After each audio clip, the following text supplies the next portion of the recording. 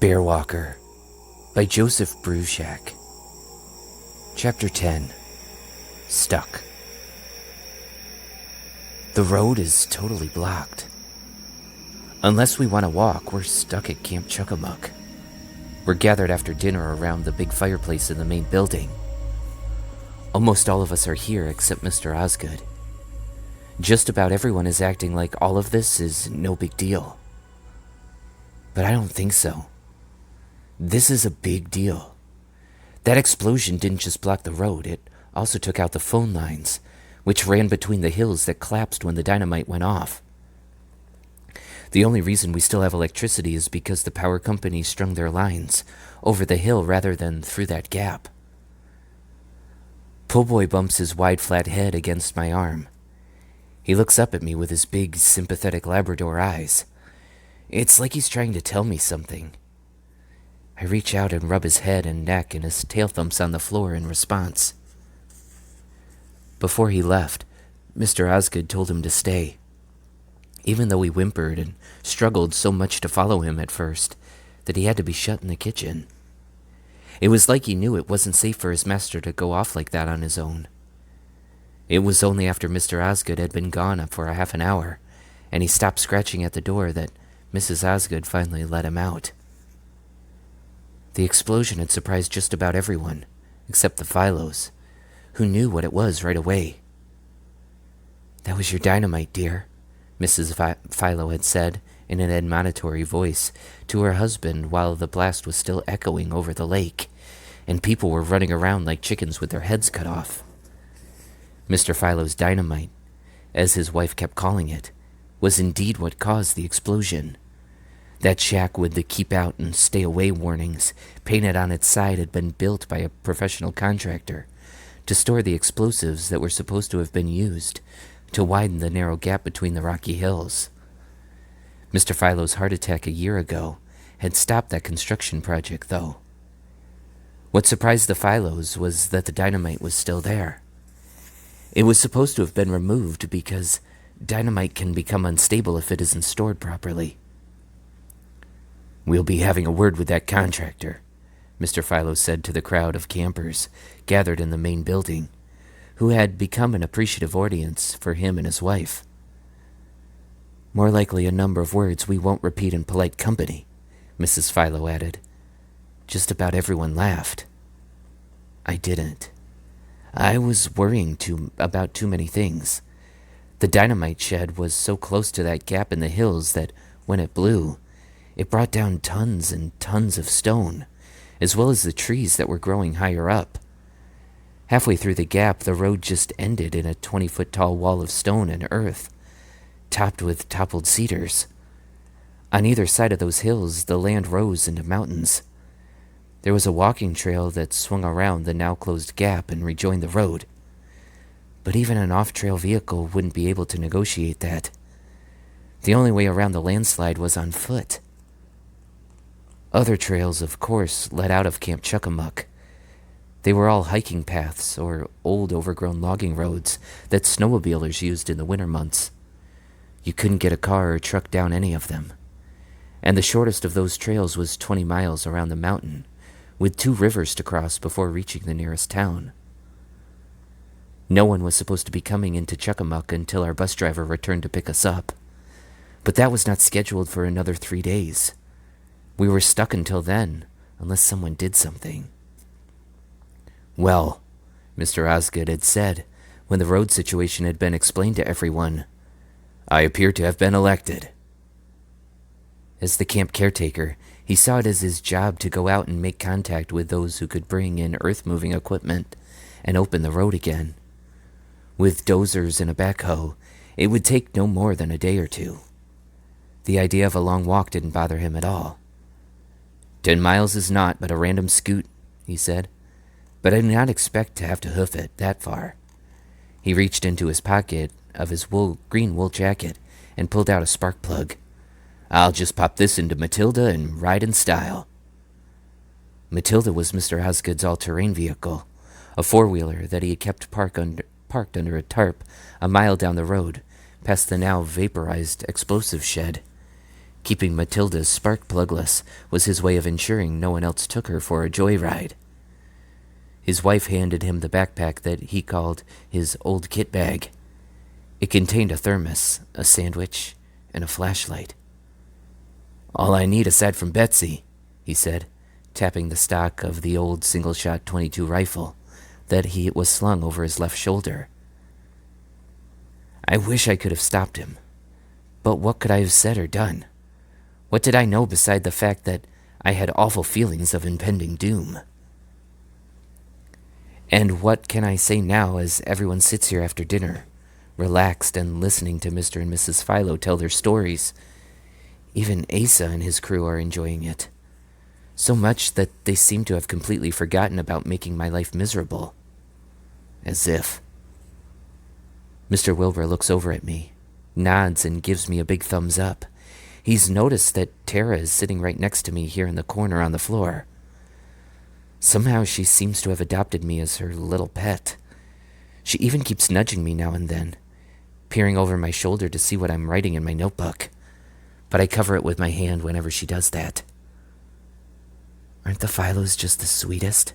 she whispers in my ear. "Are you writing down their stories?" "Just writing," I whisper back. I have to say something. For whatever reason. Pity, maybe. She is being nice to me, and it does feel good to have her leaning against me like this. I straighten my shoulders. I have to think. I have to keep my eyes and ears open. Everybody else believes that it's all under control here. That the road being blocked is the worst that can happen. I just know it isn't. I look up to scan the room. I've chosen this place in the corner, not because it's close to the front where Mr. and Mrs. Philo have now moved from talking about the history of Chuckamuck to telling Adirondack tall tales. I've chosen it because from here I can see the whole room. I can see who is here and also who is not here. And it is the thought of that one who is not here, the one I haven't seen since shortly after the explosion went off, that fills me with dread. Where is he? That is one of the two questions that keeps running through my head. The other is, why am I the only one who is worried?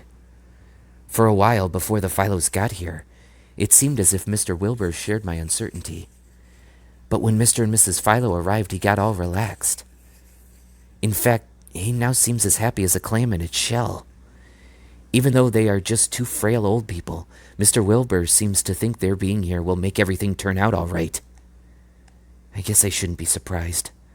I sat at the same table where he and the Philos were talking during dinner, and got the picture that they were like family to him. When he was my age, he'd come to Camp Chuckamuck as a scared, self-conscious 8th grader, and whatever they had done had given him self-confidence and courage. Being back in their presence made him feel like that little boy again, being protected by the two people he trusted more than any others. I appreciated that. Even though she was old, but not as old as Mrs. Philo, Grandma Kateri sort of does that for me when I am around her. When you know that someone loves you and has faith in you, it changes things.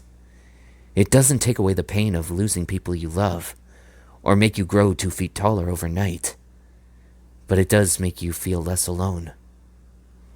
However, it ought not to make you feel so secure that you lose sight of what is really happening around you. Mr. Wilbur was the one who said that something wasn't right with these people, who came to replace the Philos as the camp staff. Wasn't he the one who was trying to convince Mrs. Smiler how incompetent they seemed? Didn't he seem to think that the one they called Walker Whitebear really seemed strange? He was the one who said how much money the camp property was worth if it was sold. Didn't he hear the Philos say that they came here because he invited them? Except he didn't. So who did? He seems to have forgotten about that mystery. And what about the road being closed by that supposedly accidental dynamite blast that also cut the phone lines? I've been asking myself those questions nonstop for the last few hours, and gradually it has all come together, like the pieces of a puzzle. Can't Mr. Wilbur put 2 and 2 together? It all makes sense to me. Too much sense. I look at my journal, where I've written it all down. It adds up to even more than 4. It adds up to the fact that we're all in terrible danger, and that we are trapped. I've been trying to get Mr. Wilbur alone to talk to him since before the Philos arrived. I stare hard at him, trying to get his attention. It doesn't work. He's sitting up front, his eyes on Mr. and Mrs. Philo, a little smile on his lips, totally engrossed in their stories. So is Mrs. Smiler and the 3 parent chaperones who've seated themselves around the back of the room to keep an eye on any potentially restless students. But the only restless student is me. Where is he? What is he planning to do? Where's who? Tara whispers to me, and I realize that I've been talking out loud to myself. Fortunately in a mumble, but loud enough for her to hear. She's trying to look again at what I've been writing in my secret journal. Nobody, I whisper back, a little too loudly. A few heads turn in our direction, but they are drawn just as quickly back to the front, where Mr. Philo is talking about the really cold winter they once had here at Camp Chuckamuck. It was so cold, he said with a straight face, that when we tried to talk while we were outside, our words froze in a cloud around our mouths. We had to pry those frozen words off, lug them back in, and thaw them out on the stove. That was the only way, Mrs. Philo chirps, right on cue, that we could carry on a conversation. People start laughing, but Tara isn't giving up. Who are you talking about? She insists, poking me in my shoulder again. A part of me notices that she is doing that in just about the same way Mrs. Philo is now jabbing her finger at her husband up front. Tell me or you are in big trouble, Buster, Tara says, shaking a fist in front of my face in a mock threat. I close my journal and slip it into the deep front pocket of my shirt. I shouldn't answer her, but her good-natured teasing unnerves me. I'm not used to a girl paying attention to me, especially one I have always secretly liked. The next thing I know, I hear myself answering her question. The one they call Walker White Bear, I say quietly. Oh, Tara whispers back. Him. Didn't you hear them say that since Mr. Osgood is gone, Mr. White Bear was the one in charge of splitting the wood and then keeping the big campfire going in the woods till it's time for us to gather there? That's where he is now. He's probably sitting out there in the woods by the fire now, waiting for us to finish in here and then come outside. I should have figured it out, despite the road being closed and the phone lines being out. We are going to go right out back to our original schedule, which includes a walk through the dark woods to the primitive gathering area and storytelling around the campfire. Tara hugs herself and rocks back a little. This is all so exciting, isn't it, Baron? I don't answer her this time. I feel as if there is a big cold stone in my stomach. He's waiting outside for us. And like foolish rabbits hopping into a mountain lion's den, we are all about to go out there to him.